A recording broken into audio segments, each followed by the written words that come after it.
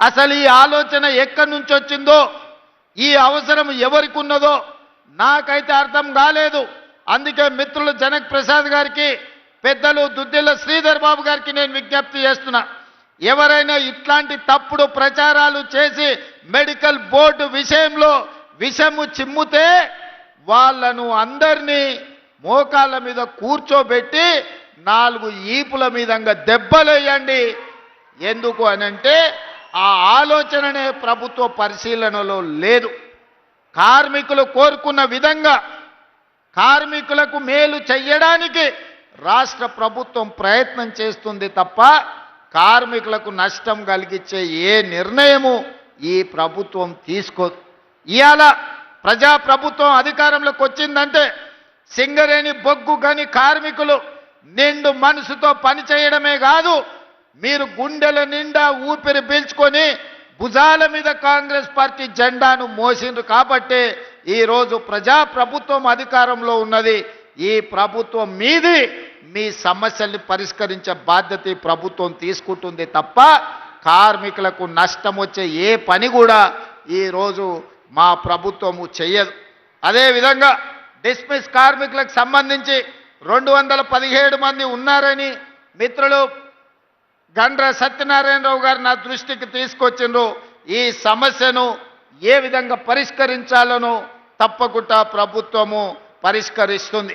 అదేవిధంగా ఈనాడు గృహ నిర్మాణ శాఖ మంత్రివర్యులు వేదిక మీద ఉన్నారు. వారిని మనస్ఫూర్తిగా నేను అభినందిస్తున్నా.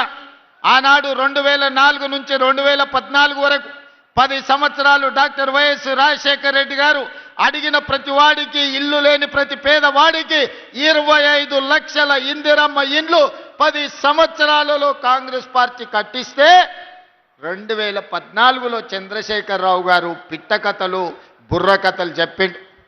అసలు అగ్గిపెట్టె లాంటి ఇల్లు అందులో ఎట్లుంటారు? అదో ఇందిరమ్మ ఇల్లు ఇల్లేనా? కొడుకొస్తే యాడుంటే, కొడుకు కోడలుంటే యాడుంటారు? పండుగ పూట బిడ్డ అల్లుడు వస్తే యాడవంటారు? గొర్రె పిల్లను కుక్క పిల్లను ఉంటే యాడ కట్టేసుకుంటారు. మీకు డబల్ బెడ్రూమ్ ఇల్లు ఇస్తామని దంచి మాటలు చెప్పిండు. మరి ఎవరికన్నా ఈడు ఉన్నోళ్ళకి, ముఖ్యంగా మా అక్కల్ని అడుగుతున్నా, మీకు ఎవరికన్నా డబల్ బెడ్రూమ్ ఇల్లు వచ్చిందా అక్క? మనకు మాత్రం డబల్ బెడ్రూమ్ ఇల్లు రాలే. 1000 ఎకరాలలో ఎర్రవల్లిలో ఆయనకు ఫామ్ హౌస్ వచ్చింది. 100 ఎకరాలలో ఆయన కొడుకు జన్వాడలో ఫామ్ హౌస్ వచ్చింది. 50 ఎకరాలలో ఆయన అల్లుడికి హరీష్ రావు గారికి మోయినాబాద్లో ఫామ్ హౌస్ వచ్చింది. కేసీఆర్ బిడ్డ కవితకు శంకర్పల్లిలో 25 ఎకరాల ఫామ్ హౌస్ వచ్చింది. ఆయన్నే కాదు, ఆయనకు మందు గోళీలు అందించే సంతోష్రావు కూడా 20-30 ఎకరాల ఫామ్ హౌస్ వచ్చిందయా. ఇక రాంది ఎవరైనా ఉన్నారంటే ఎర్రవల్లి ఫామ్ హౌస్లో కేసీఆర్ క్లాస్మేట్ ఉంటాడు ఒక ఆయన, జాంగీర్ అని. చదువుకున్నప్పటి నుంచి ఆయనతోనే ఉన్నాడు. నిన్నగాక మొన్న ఆయన చేతికి దట్టి కట్టింది కూడా గాయననే జాంగీర్.